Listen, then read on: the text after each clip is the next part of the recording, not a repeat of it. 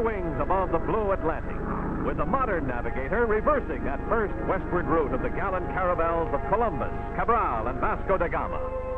For today's landfall is Portugal itself, where the storied river Tagus still carries its ancient traffic down to the sea, where the fabulous Tower of Belém still stands sentinel on the bright river shore.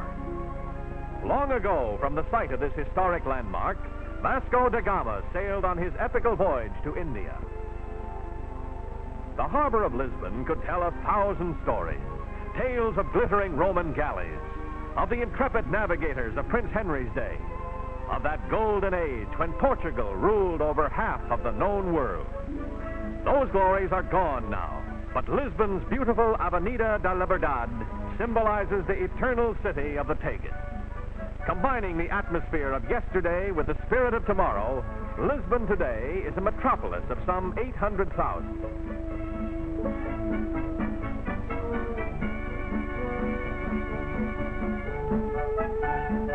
In the National Assembly are promulgated the principles that have made Portugal, with its 8 million people, an orderly and exceptionally clean nation, having raised health and living standards to an important degree.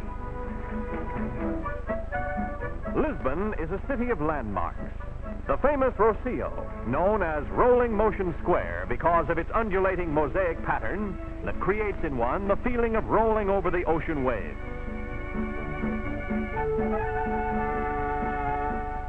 This towering outdoor municipal elevator is another highly unusual spectacle, but one which the Lisbonese literally take in their stride.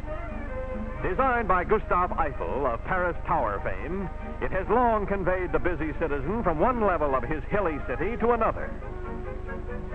Cable cars also are a necessary part of the civic scene in a city where hill climbing adds to the ups and downs of everyday life. Modernization sets the theme here, with this new building project typifying the progressive planning embodied in Portugal's thriving capital.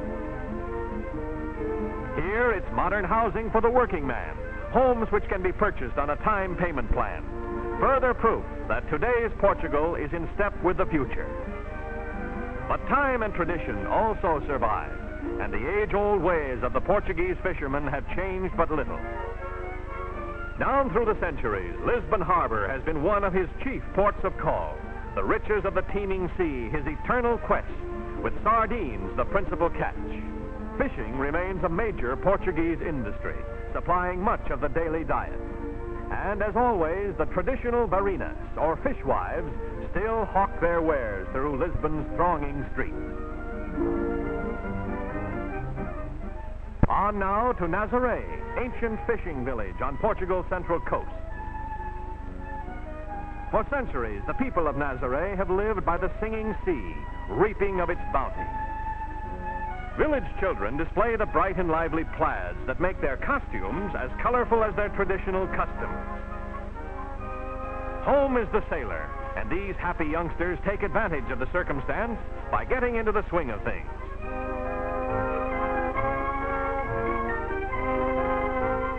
The village fish market presents a picture of activity as barinas and housewives bargain for the catch.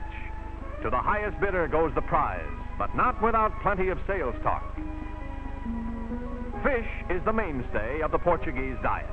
Meat is not only scarce, but strictly reserved for special occasions.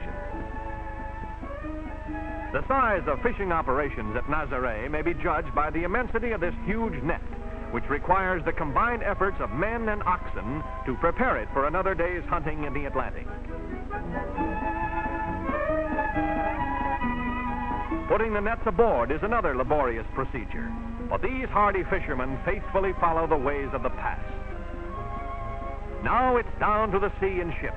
This ancient Phoenician craft, with its grotesquely peaked prows, is particularly suited to Nazaré's harborless coast, where since time immemorial her fearless fishermen have braved the long rolling tide. What's wrong with this picture? Nothing. Not when that strongman act is done with Portuguese cork.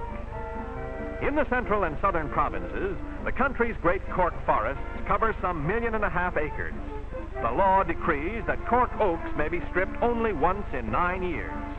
Yet annually, these same forests provide more than 150,000 tons, the vast majority of which is exported to the markets of the world. Weighing but 1/4 as much as water, cork bark, with its compressibility and its insulating qualities, has long been used in the manufacture of innumerable products. And Portugal is the leader in the growth and processing of this valuable commodity. When it comes to windmills, Portugal has them by the hundreds. Don Quixote himself might well have tried his trusty lance on this creaking grain grinder. These clay pots whistle as the blades turn. If they cease whistling, the farmer knows his mill has stopped. It's still another part of Portugal, the paradox, ancient land of constant contrast. From the plains of the south to the Douro River country's northern mountains is a trip of only a few hours on Portugal's very efficient railway transportation system.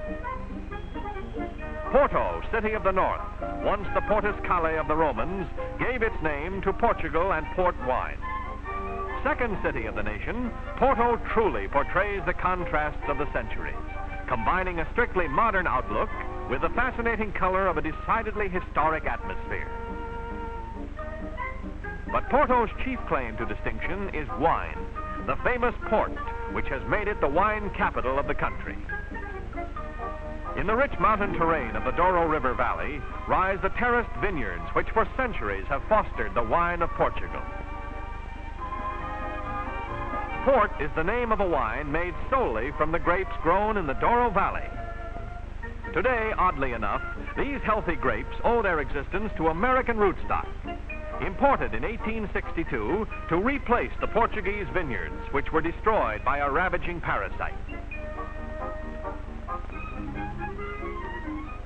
Long ago, men of the wine country learned that music helps relieve the monotony of the back-breaking task of carrying the 130-pound baskets up the steep slopes.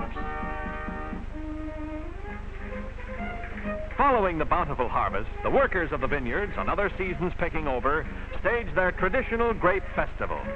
Country music and country dancing out of long-remembered folklore. A quaint and picturesque bit of pantomime from the days of long ago.